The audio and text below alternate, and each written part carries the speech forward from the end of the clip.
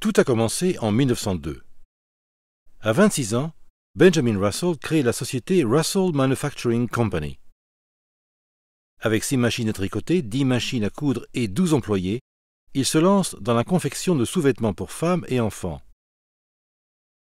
Dans des locaux ne mesurant que 450 mètres carrés, la jeune entreprise atteint rapidement un rendement journalier de 150 pièces, un nombre considérable pour l'époque. 6 ans plus tard, la société Russell commence à filer elle-même son coton et très vite se dote également d'une blanchisserie.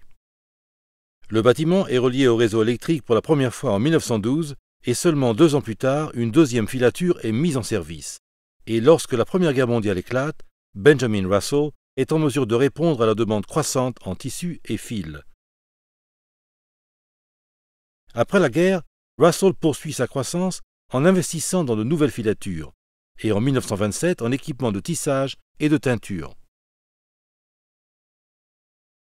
En 1932, Russell relève le défi des pertes résultant de la Grande Dépression en investissant dans des capacités de finition. 30 ans après sa création, Russell devient l'un des rares fabricants textiles au monde à être doté d'une infrastructure verticale intégrée complète. Forte d'une croissance soutenue au cours des décennies, l'entreprise poursuit son expansion, ouvrant de nouvelles infrastructures de fabrication et employant de plus en plus de main-d'œuvre. En 1902, tout a commencé par la production de sous-vêtements pour femmes et enfants. La gamme de produits s'est élargie et a évolué avec la taille de l'entreprise, proposant en plus des sous-vêtements un grand choix de vêtements tendance pour tous les jours.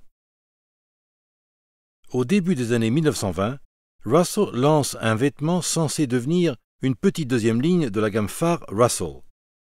Mais Benjamin Russell ne se doute pas du succès que va connaître cette gamme. Le lancement sur le marché de pulls en coton pour remplacer les vêtements de laine jusque-là couramment portés pour des activités sportives s'avère être une idée de génie. Le sweatshirt est né. À partir des années 1930, les vêtements de sport occupent une place importante dans l'entreprise. Dans les années 1960, les t-shirts ne sont plus seulement des sous-vêtements pour hommes, mais de véritables incontournables de la mode.